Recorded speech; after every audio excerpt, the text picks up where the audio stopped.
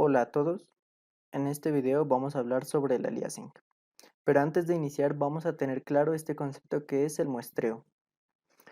El muestreo es la toma de diferentes valores de una señal analógica en diferentes puntos en un periodo constante. ¿Qué quiere decir? Como lo vemos en la figura, tenemos S de t, una señal constante analógica. S, N de t, esos son los valores de muestreo. Ahí es donde vamos a muestrar nuestra señal en diferentes puntos. Y TS es nuestro periodo de muestreo, que en cada punto va a tener un mismo tiempo de muestreo. Quiere decir que van a ser tomados regularmente. Esta parte es el muestreo de una señal, tomar los diferentes puntos discretos de una señal analógica. Bueno, ya que entendimos qué es el muestreo, proseguiremos con el aliasing. El aliasing en la naturaleza es la alteración de un movimiento en una percepción óptica. En nuestro caso podemos ver dos ejemplos muy claros. Cuando grabamos con nuestra cámara las aspas de un helicóptero, su frecuencia de movimiento es igual a la frecuencia de nuestras cámaras, que al momento en que se está moviendo pareciera que no se movieran las hélices. Y en el caso de una hélice de un avión, ya que ésta es muy rápida y la cámara no detecta muy rápido sus movimientos, parecerá que es una imagen distorsionada. Esto es el aliasing en la naturaleza. En la ingeniería, el aliasing suele aparecer en el procesamiento de señales, ya sean de audio, video, etc. Este fenómeno del aliasing se presenta cuando queremos transformar una señal analógica a digital y después el proceso inverso, de digital a analógico, como es el ejemplo que tenemos aquí. En la primera señal vemos una señal analógica la cual vamos a digitalizar. Necesitamos tomar diferentes puntos de muestra, como se ve en los puntos azules, en la segunda señal. Cuando hacemos la digitalización y después queremos hacer la digitalización al proceso inverso, o sea, volver analógica, no va a ser posible por este fenómeno de aliasing. ¿Qué quiere decir? Que podemos tener varias señales para unos mismos puntos, en nuestro caso. Que podemos tener la señal segunda, tercera y cuarta con los mismos puntos pero a diferentes frecuencias. Este problema es muy común y se presenta en muchas de nuestras señales o al momento de digitalizar nuestras señales. Así que para este problema se necesita el teorema de Nyquist.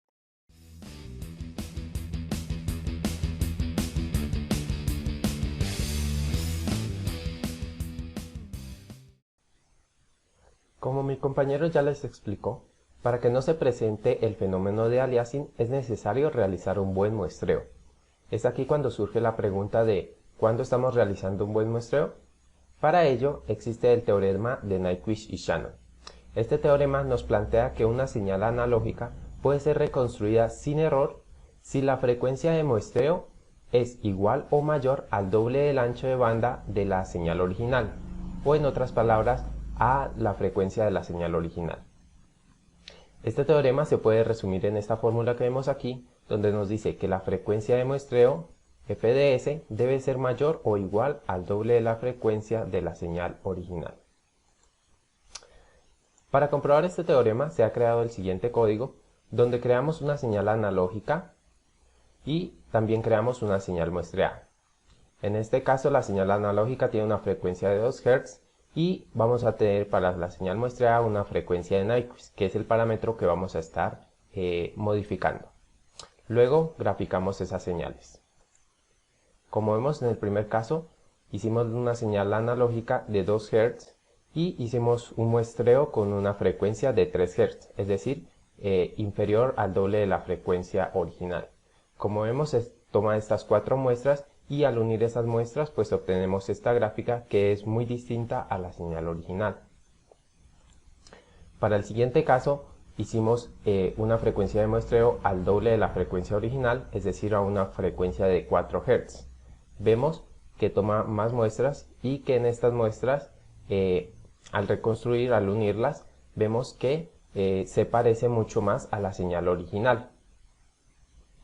Para el siguiente caso, pues utilizamos una frecuencia mucho mayor, al doble de la frecuencia original, es decir, utilizamos una frecuencia de 20 Hz. Vemos que toma más muestras, pues lo hace el muestreo a una mayor velocidad y al unir esas muestras vemos que esta gráfica verde se parece mucho a la gráfica azul, es decir, que esta señal ya se empieza a parecer a la señal original. Con esto queda demostrado el teorema de Nyquist-Shannon.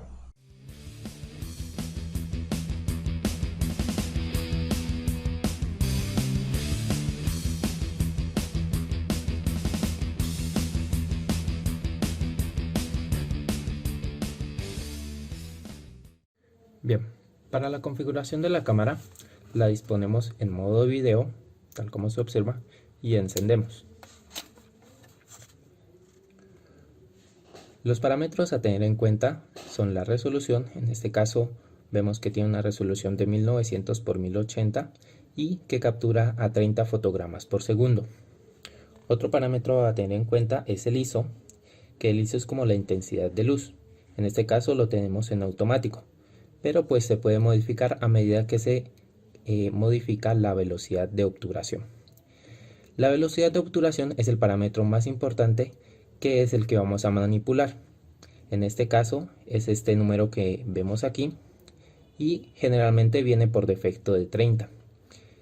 Vamos a irlo subiendo y en el caso de un parámetro de 1000 o mayor ya empieza a verse lo que es el efecto. Además, como observamos en la pantalla, cada vez que se va subiendo la velocidad de obturación se va oscureciendo más el fondo. Es por ello tan importante el ISO, porque a medida que se va oscureciendo vamos aumentando el ISO. Otro aspecto a tener en cuenta es que para grabar esto debe también contarse con unas condiciones de luz ideales. Por eso es recomendable grabarlo en exterior.